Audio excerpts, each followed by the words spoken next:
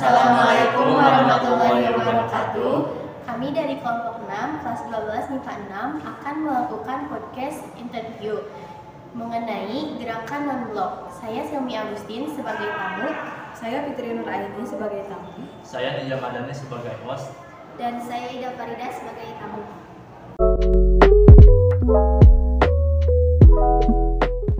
Baik, di sini saya akan menanyakan beberapa hal mengenai gerakan non-blok atau bisa disebut GNB. GNB itu suatu gerakan yang dipelopori oleh negara-negara dunia yang beranggotakan lebih dari 100 negara-negara yang berusaha menjalankan kebijakan luar negeri yang tidak memihak dan tidak menganggap dirinya beraliansi dengan blok barat atau blok timur. Nah, di sini mau nanya, apa sih yang melatar belakangi gerakan non-blok? Baik, pembentukan GNB ini dilatar belakangi oleh situasi Perang Dunia Kedua. Saat terjadi Perang Dingin antara Amerika Serikat dan Uni Soviet, dua kubu tersebut saling berebut pengaruh, dan negara-negara yang menjadi sasarannya adalah negara-negara yang berkembang yang baru saja merdeka, seperti negara Indonesia dan India. Tujuan dibentuknya GNB bagi negara-negara yang berposisi netral pasca Perang Dunia Kedua itu disebut apa? Tujuan utama dari gerakan non-blok yaitu mengupayakan hak untuk menentukan nasib sendiri, kemerdekaan nasional, kedaulatan, dan integritas negara anggota.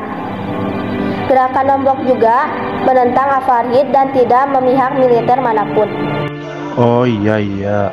Lalu, mengapa Indonesia menganut prinsip non-blok dalam hubungan internasional?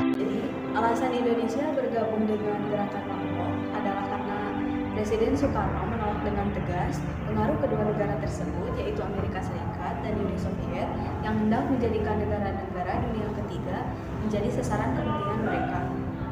Nah, saya mau nanya lagi nih, apa peran Indonesia dalam masa Perang Dingin? Selain telah menjadi negara penyelenggara KAA yang menjadi tonggak lahirnya GNB ini, Indonesia memiliki beberapa peran lain dalam ikut serta melancarkan GNB, yakni menjadi penyelenggara KTT Gerakan Non-Blok X yang dilaksanakan pada tanggal 6 sampai 12 September 1992 di Jakarta. Nah, apa sih tujuan KAA ini? Tujuan KAA adalah mengidentifikasi dan mendalami masalah-masalah dunia waktu itu dan berusaha memformulasikan kebijakan bersama negara-negara yang baru merdeka tersebut pada tataran hubungan internasional. Oh iya, tapi apakah gerakan non-blok ini masih diperlukan apabila Perang Dingin sudah berakhir? Sejak Perang Dingin berakhir, gerakan non-blok dipertanyakan karena relevasinya dianggap sudah tidak dibutuhkan lagi. Namun, gerakan non-blok memilih terus dipertahankan dengan fokus tujuan adalah untuk pengentaskan kemiskinan di berbagai negara berkembang. Nah, kalau peranan Indonesia dalam gerakan non-blok terkait dengan konflik regional itu gimana sih?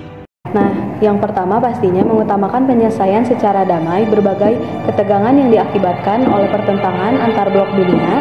Yang kedua, menghapus penjajahan agar semua bangsa hidup berdampingan secara damai dan saling menghargai kemerdekaan serta kebebasan masing-masing. Dan yang terakhir, sebagai pemrakarsa berdirinya gerakan non-blok. Baik. Mengapa GNB menempati posisi khusus dalam politik luar negeri di dalam negeri Indonesia? Disepakati pula bahwa GNB diarahkan untuk membentuk posisinya sendiri secara independen yang merefleksikan negara-negara anggotanya. GNB menempati posisi khusus dalam politik luar negeri Indonesia karena Indonesia sejak awal memiliki peran sentral dalam pembentukannya. Oh, oke, baik. Sekarang saya mau tahu apa dampak gerakan non-blok pada bidang sosial di Indonesia.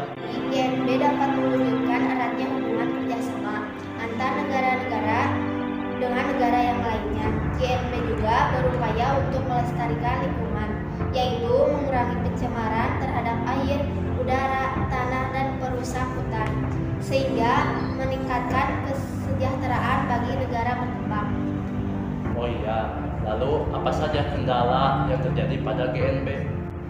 Dalam memperjuangkan perdamaian ini, gerakan non-blok mengalami beberapa kendala, diantaranya yang pertama, posisi tawar-menawar yang lemah yang dimiliki gerakan non-blok. Yang kedua, dominasi negara-negara besar dalam BK, PBB. yang ketiga, memperpihakan PBB kepada negara-negara Eropa. Dan keempat, isu bahwa negara berkembang kurang menghormati hak asasi manusia. Baik, yang terakhir paling penting, bagaimana upaya Indonesia bagi menghadapi perang dingin? Nah, sementara itu, Indonesia berusaha bersikap netral pada masa Perang Dingin yang dilakukan dengan cara memelopori pembentukan GNB. Tapi selain itu, Indonesia juga keluar dari PBB dan Indonesia juga mengikut jejak Amerika Serikat dan Uni Soviet. Juga Indonesia juga mengirim pasukan Garuda.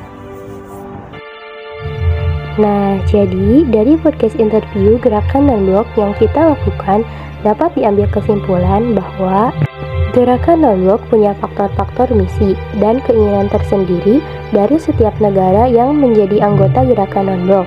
Di samping itu, Gerakan Non-Blok punya tujuan dan peranan penting bagi dunia.